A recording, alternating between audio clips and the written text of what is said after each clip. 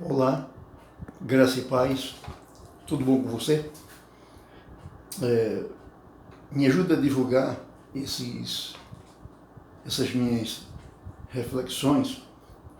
Se inscreva no meu canal aí embaixo, se inscreva, também aperte no sininho para que você receba nossas notificações e, se possível, aí dá um ok, tá certo? Eu sou mais um pastor reformado que está buscando divulgar a fé reformada. Estou me juntando aí ao pastor Augustus, ao pastor Paulo Júnior e a tantos outros pastores reformados na divulgação dessa bendita fé, a fé reformada, que é apenas um apelido da fé bíblica. E eu queria conversar com você hoje sobre nossos deveres como membros da igreja. Olha, os nossos deveres como membro da igreja são algo muito importante. Nós assumimos compromissos em tudo na vida. Nós temos deveres para tudo na vida. Por exemplo, você se associa em um clube qualquer, você tem direitos naquele clube, mas você tem deveres. E seus direitos serão destruídos se você não cumprir com os seus deveres. Por exemplo, se você não pagar a mensalidade, você não vai usufruir dos seus direitos. Você se matricula numa escola, numa faculdade, e você passa a ter direitos e deveres. Direito de estudar, de no final do curso receber um diploma, receber o seu boletim com as suas notas. Mas você vai ter os deveres de participar das aulas, de fazer os trabalhos, de fazer as provas, etc. Então, tudo na vida requer direitos e deveres. E eu te pergunto, por que com a igreja seria diferente? Porque na igreja nós só queremos ter direitos e não queremos ter deveres. Mas, querendo ou não, nós temos direitos e temos deveres. Por exemplo, nós quando nos tornamos membros da igreja, nós temos o direito por exemplo, no caso do presbiterianismo, os pais têm o direito de apresentar seus filhos menores ao batismo, por exemplo. O membro da igreja, no caso da igreja presbiteriana, né, e em qualquer igreja, ele se torna membro, então ele tem direito, se ele tiver capacidade, habilidade, ele tem o direito de concorrer a uma vaga de professor de escola dominical, concorrer a uma vaga de diácono, concorrer a uma vaga de presbítero, concorrer até uma vaga dentro da igreja, até de ser pastor. É um direito dele. Então nós temos muitos direitos, mas também nós temos deveres. E é quanto a essa questão dos deveres que eu quero trabalhar com você nesse nosso vídeo. Então, eu quero mostrar aqui rapidamente cinco deveres que o membro da igreja tem quando ele se torna membro da igreja. E o primeiro dever do membro da igreja é que ele tem que viver de acordo com a doutrina e a prática da Bíblia.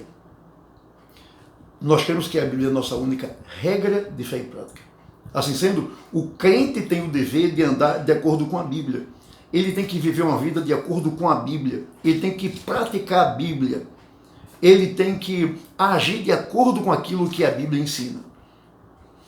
Os irmãos conhecem aquela ilustração contada por Jesus, lá em Mateus capítulo 7, versos 24 a 27, onde Jesus fala de dois construtores. Um que edificou uma casa na areia e outro que edificou a casa na rocha.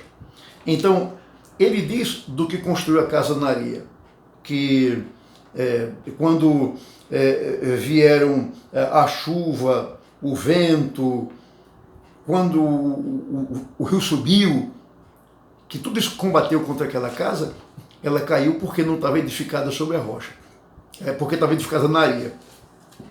Enquanto que aquele que construiu a casa na rocha, quando veio o vento, quando o rio subiu, quando veio o vento, quando veio o temporal, quando essas coisas combateram contra aquela casa, ela permaneceu de pé porque estava edificada na rocha. Ele conclui essa ilustração dizendo: aquele que constrói a casa na areia é aquele que ouve a palavra e não pratica a palavra.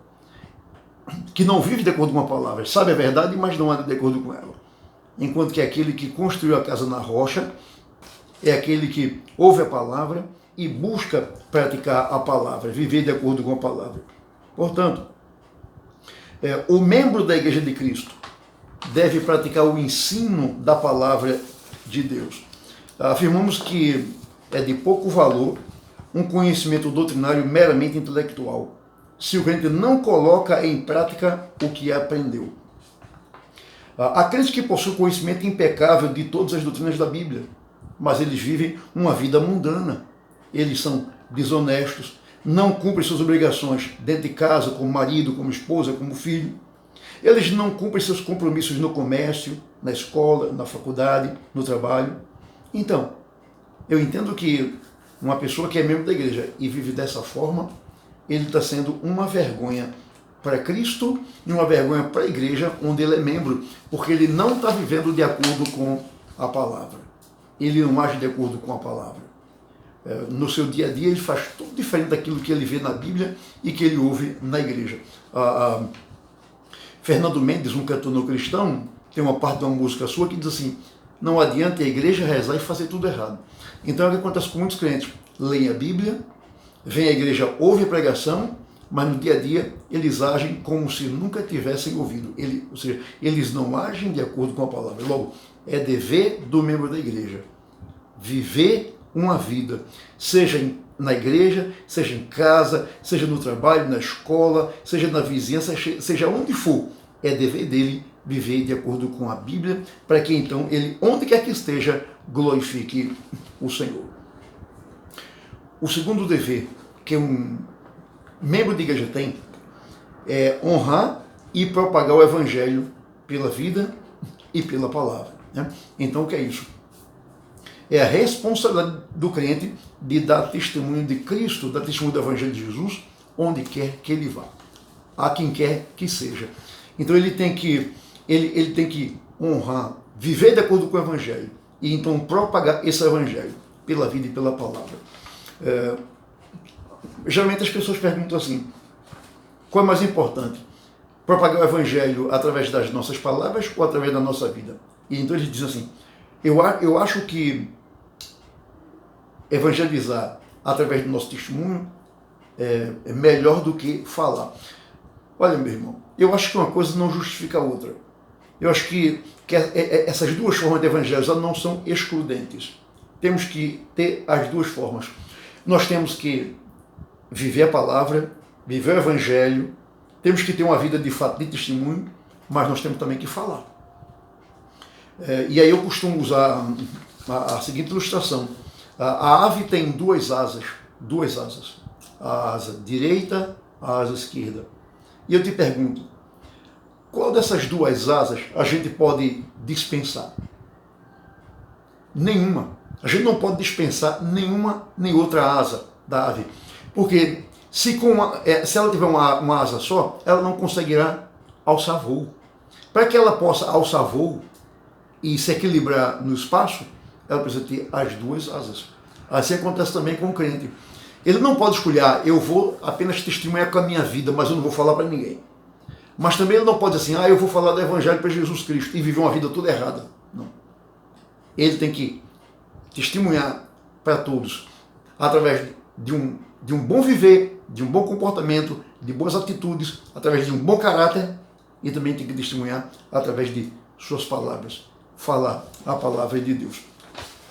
Agora, o crente só pode honrar e propagar o Evangelho pela vida e pela palavra se, primeiro, ele tiver consciência de que ele deve ter uma vida santificada.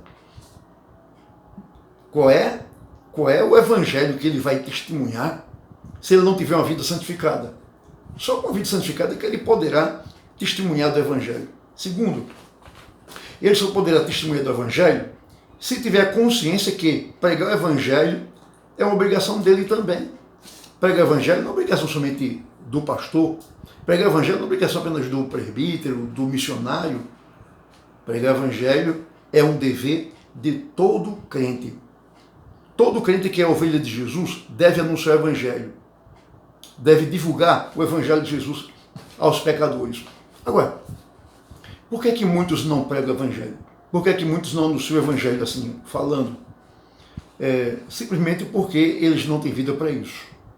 Muitos membros de igreja não têm vida nenhuma, vida cristã nenhuma. Até a sua vida moral é baixa, até a sua vida moral é precária, e por isso que ele não divulga o Evangelho para ninguém.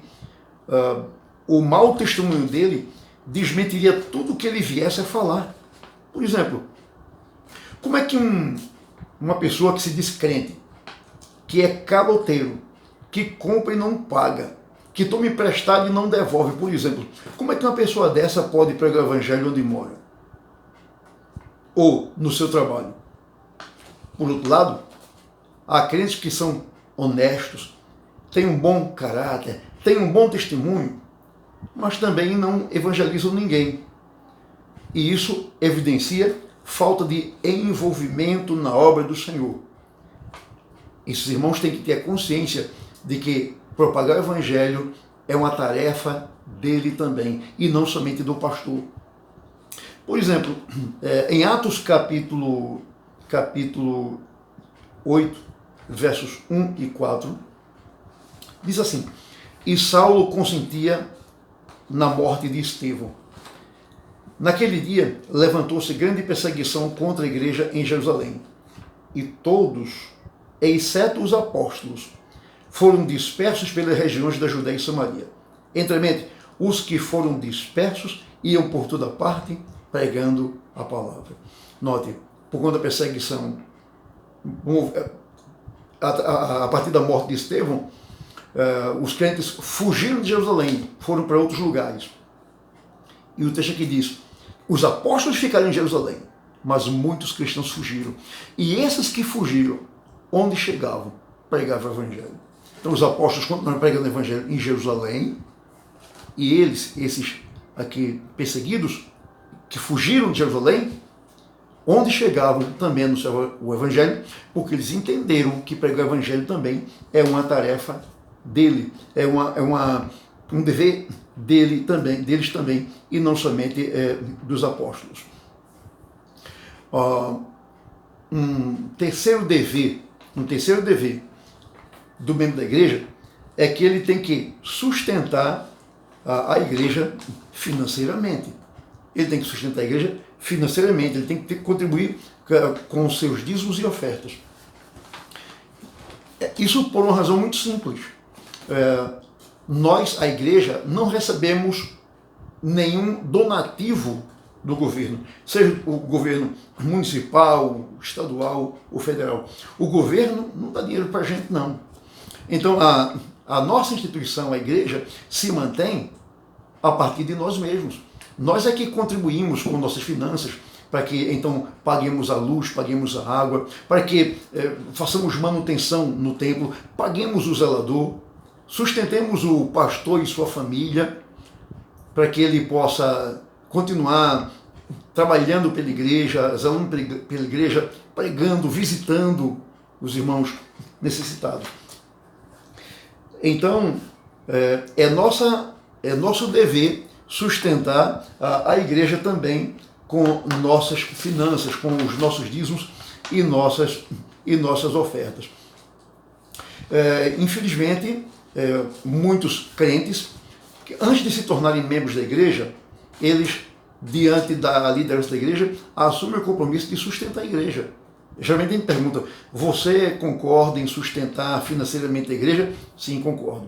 Então, nos primeiros dias ou nos primeiros meses, ele contribui ali com seu dízimo, com sua oferta.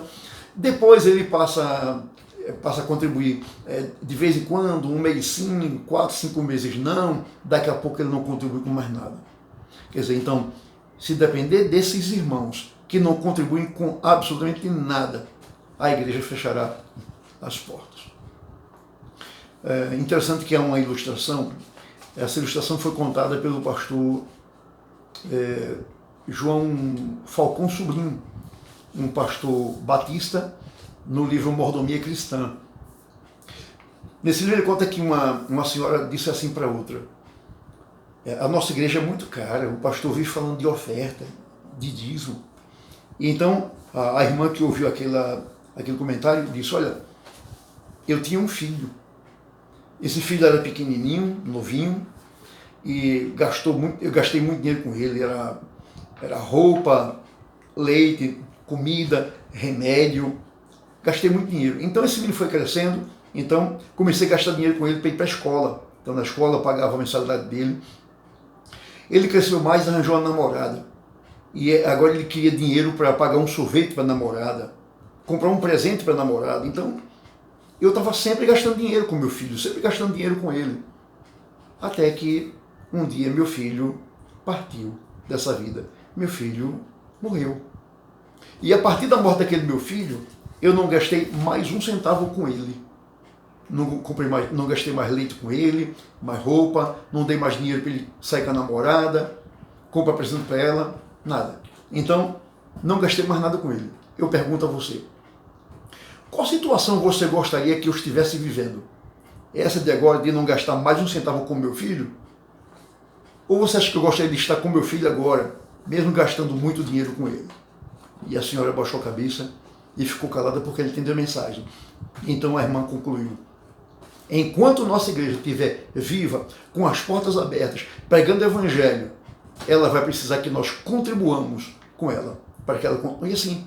Porque a partir do momento que ela morrer, fecha as portas, então nós não vamos mais contribuir com nada, com mais nada. Então ela não vai nos custar mais nada. Então esse é o nosso preço para que a igreja se mantenha de pé, aberta, pregando o evangelho, recebendo pecadores que se convertem a Cristo. Precisamos investir o nosso dinheiro. Investir dinheiro no reino de Deus, na igreja do Senhor, é bíblico, claro. Por exemplo, Ageu capítulo 1, 3 ao 9, escuta o que aqui diz esse texto. Veio, pois, a palavra do Senhor por intermédio do profeta Ageu, dizendo, acaso é tempo de habitardes vós em casas apaineladas? Enquanto esta casa, a casa do Senhor, permanece em ruínas?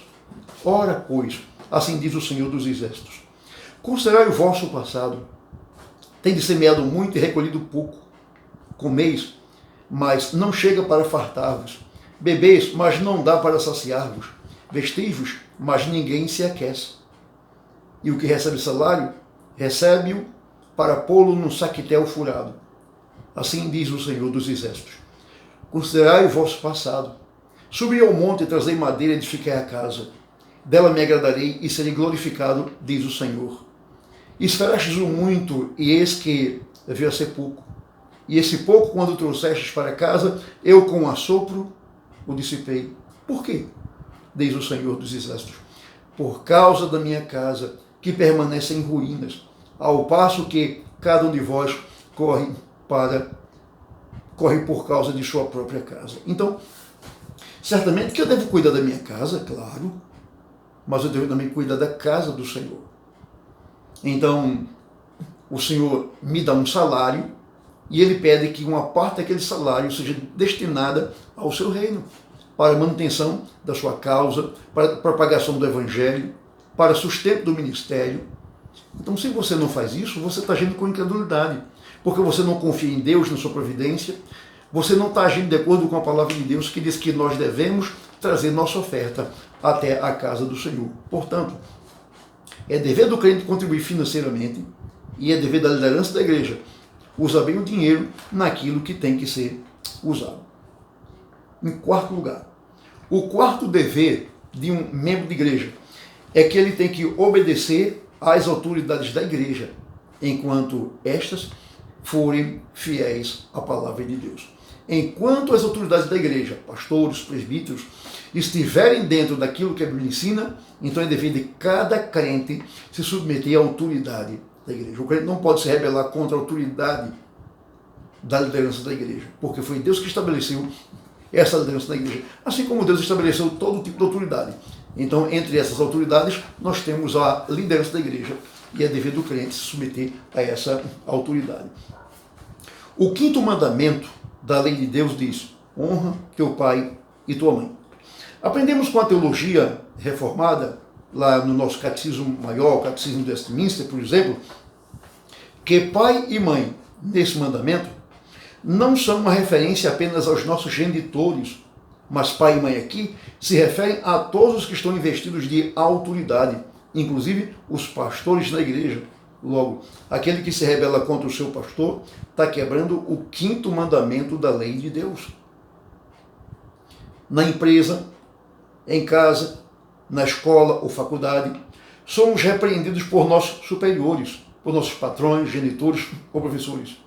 E mesmo não concordando com a atitude deles, baixamos a cabeça em sinal de respeito pela posição de autoridade que eles exercem, ou mesmo por medo de algum castigo que nos seja imposto.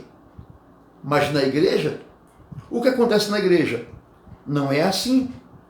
Quando o pastor ou um presbítero chama a atenção de algum irmão, logo este se revolta. Tal irmão não reconhece a autoridade do pastor ou do presbítero sobre a sua vida espiritual. Acha que o pastor quer pegar no pé, acha que o pastor é rigoroso demais, acha que o pastor quer ser dono da vida dele. E tem gente até que diz assim: meu pai que é meu pai, ou minha mãe que é minha mãe, não pega tanto no meu pé assim, o pastor quer tomar. Se seu pai e sua mãe veem você no erro e não chamam a sua atenção, é porque eles são negligentes para com a autoridade que Deus deu a eles sobre você. E nós, da igreja, pastores, não queremos cometer o mesmo erro que seus pais estão cometendo com você. Se na sua casa seus pais não impõem ordem, na igreja, nós pastores impomos a ordem para que a igreja caminhe bem, para que a igreja ande de acordo com para a glória do Senhor. Romanos 13, 1 e 2, Paulo diz: todo homem esteja sujeito às autoridades superiores, porque não há autoridade que não proceda de Deus. E as autoridades que existem foram por ele instituídas. De modo que aquele que se opõe à autoridade resiste à ordenação de Deus, e os que resistem terão sobre si mesmos condenação. Então, no Estado, quem resiste à autoridade é castigado. Na escola, quem resiste à autoridade é castigado. No lar, quem resiste à autoridade é castigado. Na igreja não é diferente. Aquele que se insurge contra a autoridade da igreja também vai passar pelo processo da disciplina. Então, se as autoridades na igreja, pastores, presbíteros, estão andando de acordo com a Bíblia, então não justifica a rebeldia do crente contra tal autoridade. Ele certamente será punido, será disciplinado. Hebreus capítulo 13, verso 7, diz, 7 e 17, diz assim: lembrai-vos dos vossos guias, os quais vos pregaram a palavra de Deus, e considerando atentamente o fim da sua vida, imitai a fé que tiveram. Então veja, primeiro aqui diz, lembrai-vos dos vossos guias, os pastores. Isso é o verso 7. E o 17 diz assim: obedecei aos vossos guias e sede submissos para com eles. Por quê? Pois eles velam por vossa alma, como quem deve prestar contas, para que façam isto com alegria e não gemendo. Então, o pastor precisa ser alguém que vele com alegria pela alma de um crente, de um membro da igreja. E não faça isso com tristeza. Então, para que ele faça isso com alegria, é preciso que o crente seja submisso à sua autoridade. Certamente que se o pastor pisar na bola, se o pastor não estiver agindo de acordo com a palavra, aí certamente que ninguém deve se submeter à autoridade dele. Mas se ele está agindo de acordo com a Bíblia, não submeter à sua autoridade é rebeldia, e para o rebelde existe a vara, existe o castigo, existe a disciplina. Em último lugar, é dever do crente, membro da igreja, participar dos cultos na igreja. Então, lugar de crente, sobretudo no dia do Senhor, é na igreja. Nós, presbiterianos, por exemplo, via de regra, nós temos durante a semana 2 cultos. Temos um culto de oração e temos um culto de doutrina. Olha, então, meu prezado irmão, se nesses dias que tem culto na igreja, você não tem escola, você não tem faculdade, você não está trabalhando, você está em casa. Você está em casa vendo a novela da Globo Lixo. Você está em casa vendo a novela da Globo Esgoto. Deixe essa novela da Globo Esgoto de lado. Vá para a igreja para o culto de oração orar. Vá para a igreja para o culto de doutrina, ouvir a pregação. é dever seu. Você, quando se tornou membro da igreja, você assumiu o compromisso de estar na igreja, não somente aos domingos, se você puder também ir na semana. Se você não pode na semana, repito, por conta de estudos e de trabalho, você larga a tarde do trabalho, estuda à noite, certamente que você deve cumprir com essas obrigações. Mas sabe o que acontece? Até mesmo no domingo, tem crentes que não vêm à igreja. Vão ao shopping, vão à feira, vão passear, vão à praia, vão à festa de aniversário, etc. Sobretudo, no dia do Senhor, o dever do crente é estar na igreja. E em época de férias, quando você fica de férias do trabalho, férias da escola, da faculdade, tem culto na igreja, você tem o dever de estar na igreja. Você assumir esse compromisso. O culto ao Senhor não é só no domingo, não. Você cultua ao Senhor também na semana. Venha orar, você precisa orar. Venha ouvir a pregação no culto de doutrina. É dever seu, é dever do membro da igreja participar dos cultos da igreja e de suas reuniões. As reuniões da igreja não se limitam aos domingos, mas a outras reuniões da semana, se você puder participar. Então, repito, lugar de crente é na igreja. Cada crente deveria assumir o lema de Davi. Alegrei-me quando me disseram, vamos à casa do Senhor. Alegrei-me em saber que hoje tem culto de oração, eu vou lá orar. Alegrei-me porque hoje tem culto de doutrina, eu vou lá ouvir a doutrina, o ensino da palavra. Hoje é domingo. Alegrei-me em saber que hoje é domingo, então eu vou à igreja de manhã, ouvir a pregação, ouvir o ensino da palavra e voltarei à noite para mais uma vez me alimentar com a palavra. É assim que o crente tem que agir. Veja, essa tem sido a prática da igreja ao longo dos séculos. Os crentes sempre frequentaram a igreja, sempre. Mas hoje tem muitos crentes negligentes que na semana muitos não vêm por negligência, ficam em casa vendo televisão, novela. Muitos não vêm por conta disso. No domingo também, não cumprem com o seu dever de vir cultuar ao Senhor, mas vão fazer qualquer outra coisa. Enquanto que Atos capítulo 2, versículo 1 diz, ao cumprir-se o dia de Pentecostes, estavam todos reunidos no mesmo lugar. Então veja, quando aconteceu o derramamento do Espírito, todos os crentes estavam juntos, reunidos. Atos 2, 42 a 44, depois 46 e 47, diz assim, e perseveravam na doutrina dos apóstolos e na comunhão, no partir do pão e nas orações. Em cada alma havia temor, e muitos prodígios e sinais eram feitos por intermédio dos apóstolos. Veja agora, todos os que creram estavam juntos e tinham tudo em comum. Veja mais, diariamente perseveravam unânimes no templo, partiam pão de casa em casa e tomavam as suas refeições com alegria e singeleza de coração, louvando a Deus e contando com a simpatia de todo o povo. Enquanto isso, acrescentava-lhes o Senhor, dia a dia, os que iam sendo salvos. Quando o Senhor salvava o crente, ele mandava o crente para a igreja. Hoje, os crentes se dizem salvos, fogem da igreja. A maior alegria deles é estar em qualquer lugar, menos na igreja. Eu pergunto, você que age assim, que não tem prazer na igreja, não tem prazer em estar na comunhão com irmãos em Cristo, em comunhão com o Senhor na sua igreja, eu te pergunto, que tipo de crente é você? Você de fato é um convertido ou apenas um convencido? Pense na sua situação. Hebreus 10, 25 afirma assim, não deixemos de congregar-nos, como é costume de alguns. Veja, costume de alguns desde a época apostólica. Já havia o mau costume de alguns de abandonar a congregação. É o que acontece hoje. Sobretudo o domingo, a gente olha assim, a gente corre os 4 cantos da igreja e a gente sente a falta de muitos irmãos. Onde é que estão? Foram passear, foram para qualquer lugar. Quer dizer, e isso não acontece apenas uma vez, mas tem acontecido repetidamente. Crentes que têm deixado a congregação indo para qualquer outro lugar.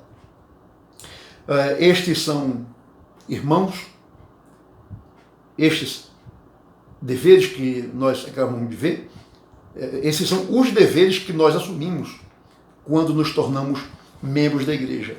Portanto, cumpramos com os nossos deveres. Portanto, só para a gente terminar, para a gente repetir esses deveres, para você gravar bem em sua mente, é seu dever como membro da igreja viver uma vida de acordo com aquilo que a Bíblia ensina. Segundo, é seu dever honrar e propagar o Evangelho de Cristo pelo seu testemunho de vida, bem como pela sua palavra. Terceiro, é seu dever de crente sustentar a igreja financeiramente, contribuir com suas ofertas e com os seus dízimos. Quarto, dever do crente obedecer às autoridades da igreja enquanto estas estiverem de acordo com a palavra de Deus. O quinto e último dever do crente, participar dos cultos na igreja. Então, espero que você absorva essa mensagem e que você cumpra com os seus deveres que você assumiu quando se tornou membro da igreja. Que Deus te abençoe, um grande abraço e até o próximo vídeo.